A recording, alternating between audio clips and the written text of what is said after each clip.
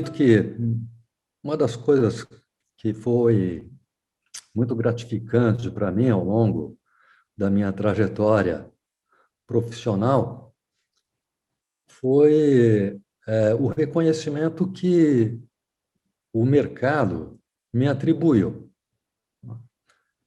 É óbvio que todo mundo também quer ser bem-sucedido profissionalmente do ponto de vista financeiro, né? Do ponto de vista da reputação, mas é muito gostoso quando pessoas que você admira, gente que você identificou para serem seus referenciais, né, reconhecem que o trabalho que você fez tem valor. Eu entrei no mundo da propaganda e do marketing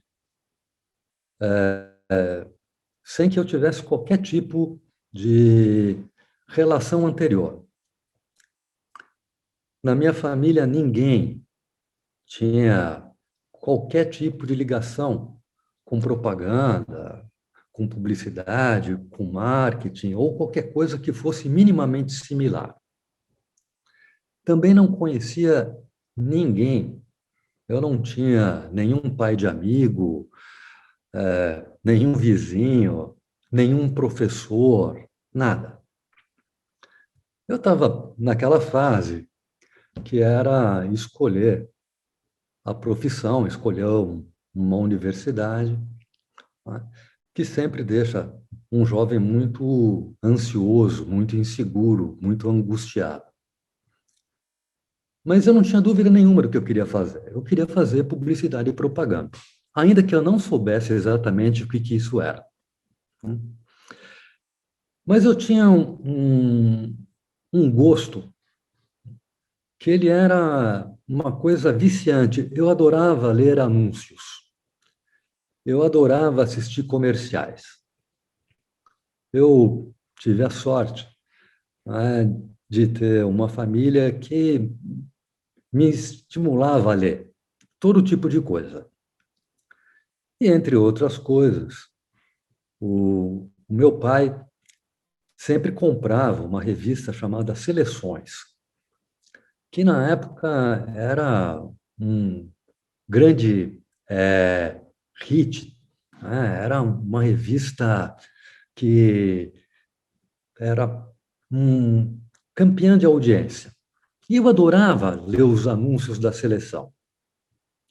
E eu tinha por mim que eu queria fazer aquilo lá que eu estava lendo. Quando eu via os comerciais, eu me encantava com aquilo, eu achava mágico, né? Era, para mim, um conteúdo que eu gostava mais do que a própria programação da TV. Eu falei, bom, é isso aqui que eu quero fazer.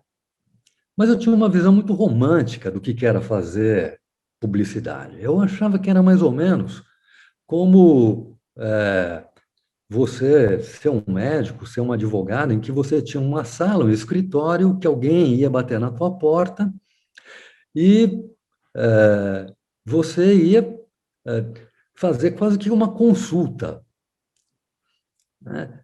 E eu tinha também, naquela época, um outro amigo que eu, de tanto falar para ele a respeito de como era fascinado pela publicidade e propaganda, eu acabei convencendo ele que ele também ia fazer publicidade e propaganda. E nós nos matriculamos, e eu fui admitido numa faculdade na época, que hoje se transformou numa grande universidade, muito importante, ali na Rua Casa do Ator, que era a AMB Morumbi. E eu entrei na AMB Morumbi, eu fui, na verdade, a segunda turma da faculdade AMB Morumbi. E ela ficava distante da minha casa. Eu precisava pegar 2 ônibus para ir e 2 ônibus para voltar. Era realmente uma grande convicção da minha parte, porque eu tinha que levantar muito cedo na época para poder chegar na faculdade a tempo. Mas, para mim, aquilo não era nenhum sacrifício, porque era aquilo que eu queria fazer. Para mim, era um prazer, né? Eu tinha certeza absoluta, tinha convicção que aquilo lá era o meu destino. O problema que eu tinha era explicar dentro da minha casa, dentro da minha família, não é? Que aquilo ali realmente era algo que podia ter valor para mim, porque na época as profissões que eram profissões que todo mundo achava que tinha futuro era engenheiro, era você ser médico, não é? Esse tipo de coisa. E sempre fui muito questionado. Né? Você tem certeza disso? Ainda há tempo. Você pode rever. Não fique agora, né, com a preocupação de voltar atrás. E eu falava, não, é isso mesmo que eu quero. E a universidade, a faculdade, na verdade, foi me ajudando a entender, foi me ajudando a compreender, não é, o que era, de fato, a publicidade. Cada professor foi me abrindo, não é, a cabeça, foi me mostrando o que eram as disciplinas que faziam parte da publicidade, da propaganda, e cada vez mais aquilo foi realmente me conquistando. E como eu não tinha ninguém, eu não conhecia ninguém, a não ser, né, os professores, a não ser os demais alunos da minha turma, eu não conhecia nada, eu não tinha nenhuma intimidade com uma agência de propaganda. Eu achei que era uma boa providência procurar literatura a respeito. E eu, então, fui pesquisar e acabei descobrindo dois veículos de comunicação que tratava sobre publicidade e propaganda, veículos do meio. E resolvi assinar esses dois veículos. E passei, então, a ter mais acesso à literatura a respeito do que era, de verdade, a atividade da propaganda. E comecei a ler que alguns dos grandes mestres internacionais, inclusive, né, podiam ser acessados por meio dos livros, da literatura que eles escreviam. Um deles era o Peter Drucker. Né? E eu falei, bom, esse cara levou uma vida inteira para se transformar, né, numa referência e teve a grandiosidade de escrever livros a respeito. Ah, eu vou vampirizar o conhecimento dele, vou comprar esses livros. Eu, obviamente, para poder ter alguma renda, né, poder me sustentar, para não depender apenas da minha família, eu fazia alguns bicos, trabalhava em outras coisas e economizei algum dinheiro e comprei 3 volumes do Peter Drucker. E aí o fato de morar distante da faculdade e ter que pegar 2 ônibus para ir, 2 ônibus para voltar, se transformou numa grande vantagem competitiva, porque eu tinha muito tempo para ficar lendo as obras do Peter Drucker. Então, o assento do ônibus se transformou num segundo banco de aprendizado para mim. E eu devorava ali os livros do Peter Drucker e os outros que eu foram comprando também. Então, além da faculdade, de uma forma autodidata, eu fui acumulando conhecimento. E quanto mais eu lia, não é? Mais eu ia me aprofundando na relevância que a publicidade, a propaganda, o marketing tinha para os negócios, para o desenvolvimento dos negócios, quanto que isso contribuía, né, para gerar riqueza, para transmitir conhecimento, para construir valor. No segundo ano da universidade, da faculdade, na época, ainda não era universidade, eu me transferi para o período noturno E falei, bom, agora eu preciso começar a tentar entrar numa agência, preciso começar a buscar me colocar profissionalmente. Está chegando a hora em transformar, não é, essa minha vida de estudante em vida de profissional. E por conta dessas leituras, dessas revistas que cobriam um meio, eu comecei a identificar agências e pessoas dentro das agências que eu considerava como sendo possibilidades que eu gostaria muito de poder me aproximar. Porém, mais uma vez, eu não tinha ninguém que pudesse fazer essa ponte para mim. E como entre as muitas disciplinas que eu tinha dentro da faculdade, uma delas dizia respeito ao marketing direto, eu falei, bom, eu vou fazer uso disso. Eu separei 10 agências de propaganda que eu havia identificado na leitura desses veículos que cobriam um meio, procurei, entre essas 10 agências, nomes de pessoas para quem eu poderia mandar uma carta, né, fazer um trabalho de marketing direto, me apresentando. E assim foi. Eu fiz um texto dizendo, não é, que eu era um estudante, que eu tinha fascinação por publicidade e propaganda, que eu não conhecia ninguém, mas que eu achava que publicidade, propaganda e marketing era aquilo que ia me fazer feliz profissionalmente, que eu só queria uma oportunidade. E eu tive 10% de sucesso. Das 10 agências, uma me chamou, e aí, então, eu fui conversar.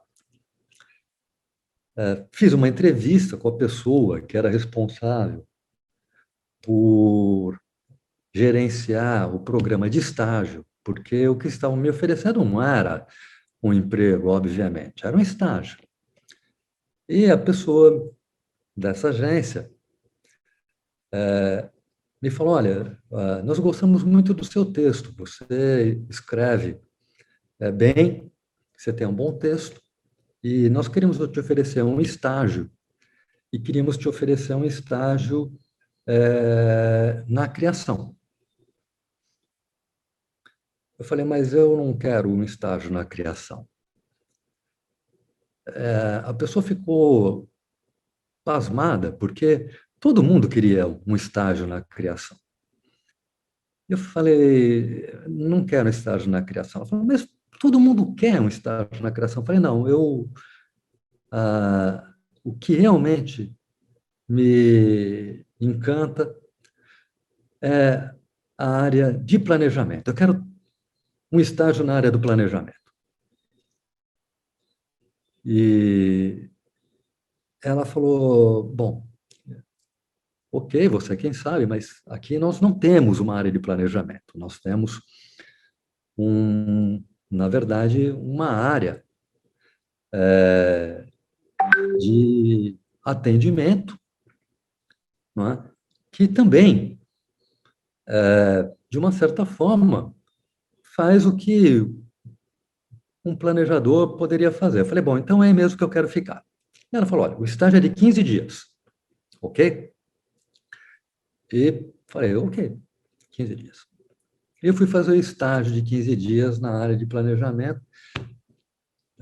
Essa agência que me deu essa oportunidade, que eu sempre vou ser grato, jamais vou esquecer que tudo começou pela generosidade dessa agência, foi a CBBA, do Castelo Branco, da Hilda Schultze, do Geri Garcia. Castelo, um homem maravilhoso, um ícone, assim como a Hilda Schultze, eles haviam todos sido executivos muito importantes na Deepwater Thompson, e haviam criado a CBBA. Castelo Branco, inclusive, pai do Irã, que também é um profissional maravilhoso, uma referência. Bem, então eu fui fazer o estágio de 15 dias no atendimento da CBBA. E eu fiquei pensando, 15 dias vai passar tão depressa, né? Eu vou acabar os 15 dias e vou ter que começar tudo de novo. Falei, como é que eu vou fazer para permanecer? E entre as muitas coisas que eu havia lido, eu tinha lido uma frase que é: se você souber alguma coisa importante que ninguém mais sabe, você vai ser imprescindível. Eu falei, bom, eu preciso saber alguma coisa que ninguém saiba que seja muito importante. E na época, a CBBA ia fazer o lançamento de um inseticida aerosol à base de água.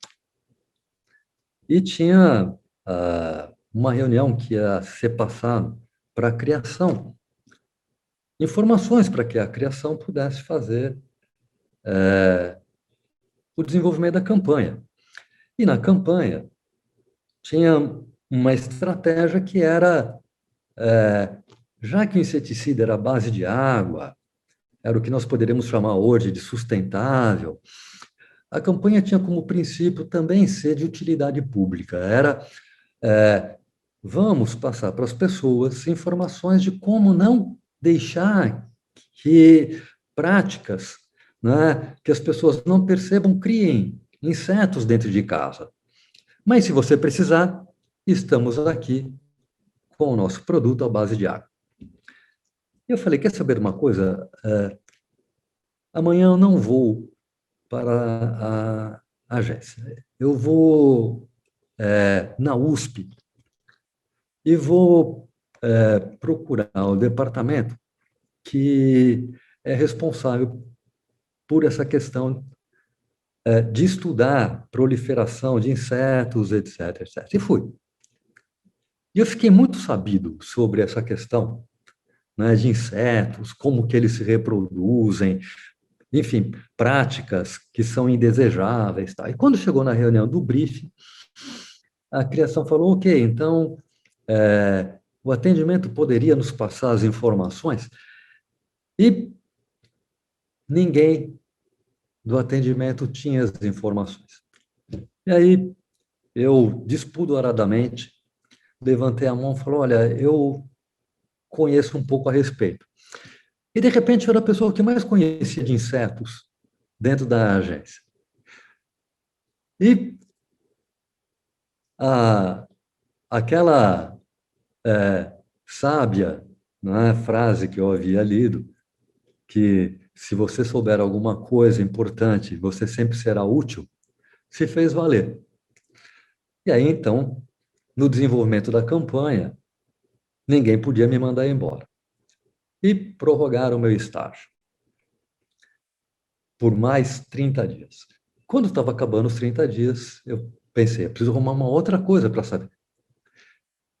E eles iam fazer uma campanha para uma marca de televisores que estava comemorando um determinado tempo, e eles queriam fazer uma campanha a partir da história da televisão no Brasil. Aí eu fui no Museu da Imagem e do Som e fiquei sabendo muito sobre isso daí. E, de novo, ninguém podia me mandar embora, porque eu sabia bastante. E eu aprendi a fórmula e fui repetindo até que depois de 6 meses, prorrogando o meu estágio, o pessoal desistiu e resolveu me contratar. E me efetivaram. Então, isso foi uma grande lição para mim, foi um grande aprendizado. Né? Que, para você pedir alguma coisa a alguém, é necessário que você, tá certo, agregue algum valor, que você tenha algo para dar em troca. O investimento em conhecimento, ele sempre será algo muito útil, de muito valor. Ele nunca vai ser algo dispensável. O conhecimento é a principal moeda que você tem do ponto de vista do teu desenvolvimento profissional. Então, isso eu nunca abri mão na minha trajetória, que o aprendizado, a curiosidade, a vontade do saber, tá certo? Tem que ser uma constante. Nunca é o bastante. Não importa em que estágio que você esteja da tua trajetória profissional, não importa qual seja a posição hierárquica que você tem, o quanto bem-sucedido você já seja. Nunca negligencie a necessidade de continuar aprendendo, de adquirir conhecimento útil. Nunca negligencie a necessidade de se manter curioso e um aprendiz eternamente. Segundo acontecimento que impactou muito na minha trajetória profissional foi quando eu recebi um convite do Júlio Ribeiro, que até hoje é considerado, se não o maior, um dos maiores planejadores estratégicos que nós já tivemos no Brasil, me fez para ir trabalhar com ele na Talent. Ele tinha recém-criado a Talent não tinha um ano ainda, e ele, por intermédio de um amigo comum, me convidou para ir tomar um café com ele e me falou sobre a Talent, o projeto que ele tinha idealizado para a Talent. O Júlio era um visionário e ele, em 1980, identificou que o mercado estava passando por uma grande transformação, ia ficar cada vez mais complexo, mais competitivo, e que as empresas e marcas precisariam muito de pessoas, de profissionais que as ajudassem a pensar nas suas estratégias de negócio e em como se fazerem competitivas a partir de uma proposta de valor de marca que as tornasse singulares. E ele criou a Talent. A partir do zero, sem nenhum cliente. E quando ele me falou a respeito da Talent, da ideia que era vamos usar a comunicação, a propaganda e o marketing para fazer coisas acontecerem nos negócios dos clientes, aquilo para mim foi uma grande revelação. E eu falei, eu tenho que fazer parte desse projeto. E fui trabalhar com o Júlio na Talent. E essa visão do senso de finalidade, que o marketing tinha que ser uma alavanca para criar e desenvolver valor, acabou se transformando num mantra para mim. Cada atividade, não importa qual seja, ela tem uma obrigação de impactar posicionamento na sociedade de forma geral. E eu acredito que o marketing ele tem uma missão, ele tem um papel que não é substituível por nenhuma outra disciplina. O marketing, ele carrega consigo, ao mesmo tempo, a responsabilidade e a capacidade de criar riqueza, de gerar valor em toda a cadeia, em todo o sistema. É a partir do marketing que você pode identificar carências reais nas pessoas e, de uma forma legítima, saudável, responder essas carências. É a partir do marketing que você pode, né, ajudar empresas a identificar áreas de oportunidade para que elas possam fazer das suas competências possibilidades de crescimento, de expansão, de oferecer oportunidades, de criar, gerar empregos. É a partir do marketing que você pode, né, estabelecer vínculos, você pode criar relacionamentos, enfim. Por isso eu sempre tive uma certa intolerância quando alguém usa a expressão isto é marketing, para se referir a alguma coisa que é superficial, tá certo? Que pode ser enganosa. Então, na minha trajetória, na minha carreira, na minha relação com os meus clientes, eu sempre entendi que o marketing, ele tem um valor estrutural, ele é orgânico, ele faz parte de uma forma indissociável das relações de empresas com a sociedade lato sensu.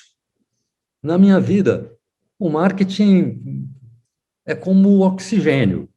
Eu não consigo separar da minha vida pessoal a ideia, não é, de pensar o marketing, de estudar o marketing, de ter o marketing como um valor daquilo que eu fiz profissionalmente, daquilo que eu tenho vivido ao longo de mais de 40 anos. Porque o marketing, além de ser algo que tem método, tem estudo, tem processo, ele é, sobretudo, gostar de gente. Quem não gosta de gente nunca vai saber, nunca vai ser um bom profissional na área do marketing. No final de tudo, o que nós estamos falando é a respeito de pessoas. E o marketing, ele é esse decanter que consegue destilar o sentimento das pessoas nas suas relações de vida. Então, por mais que a gente possa colocar tecnicidade, o marketing continua sendo uma arte. A arte de se encantar pela natureza humana. A arte de procurar entender as razões, as motivações que impulsionam as pessoas nas suas decisões, nas suas escolhas. O marketing é a arte de decodificar as relações e relações humanas. Então, como que eu posso, ao sentar na cadeira de profissional, pensar a partir do crachá? Ao sentar na cadeira como um profissional, eu levo a pessoa que eu sou e procuro, a partir dessa visão humana, compreender a natureza do outro, respeitar os valores do outro, querer encontrar respostas, soluções que faça com que a maneira das pessoas viverem seja mais prazerosa, seja mais gratificante, seja de mais qualidade. Na minha vida, o marketing também tem sido uma forte um forte impulsionador para que eu tenha uma relação afetiva, amorosa, respeitosa com as pessoas. Certamente eu não teria conseguido, não é, ter a carreira que eu tive, a trajetória que eu venho tendo, se pessoas, instituições não tivessem tido a generosidade de registrar o seu conhecimento.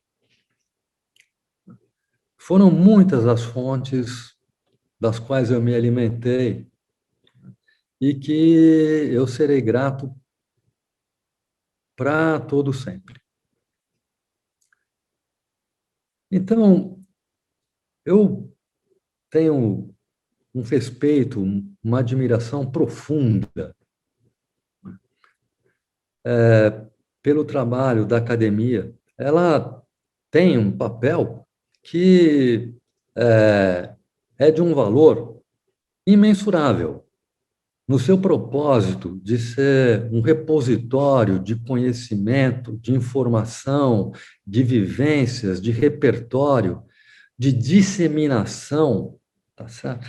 Desse conhecimento que, sem o qual novas gerações, novos talentos não poderiam se desenvolver na sua plenitude. O Brasil precisa disso. O Brasil precisa dessa iniciativa. O Brasil precisa que mais instituições tenham essa preocupação de registrar o conhecimento que uma vida inteira foi necessária para conseguir construir.